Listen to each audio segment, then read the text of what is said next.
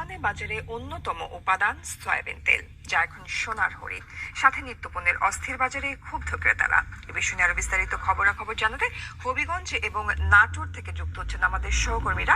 শুরুতে আমরা চলে যাবো হবিগঞ্জে, সেখানে রয়েছেন সহকর্মী রাসেল চৌধুরী। রাসেল, বাজারের বিস্তারিত খবরাখবর জানাবেন।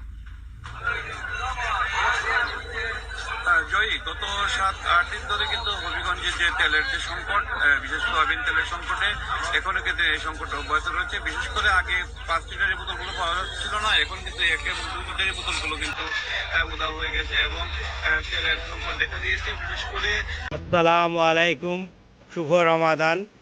বাংলাদেশে রমজান মাস আসলেই কি অবস্থা হয় তা তো আমরা সবাই জানি।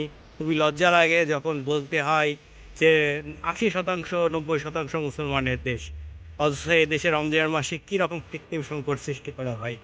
আমেরিকাতে বিধর্মীরা রমজানে বিনামূল্যে ইফতার বিতরণ করছে, তারা নানা রকম ছাড় দিচ্ছে। আমেরিকার সব মসজিদগুলোতে মুসলমানরা বিনামূল্যে ইফতার বিতরণ করছে। বাংলাদেশে কয়টা মসজিদে ইফতার বিতরণ হয় আমি জানি না। আমি যখন বাংলাদেশে ছিলাম যতদূর শুনি সব মসজিদে ঠিকমতো হয় না। তো বাংলাদেশের মানুষকে এগুলো ভাবতে হবে, তাদের সকলকে হেদায়েত করতে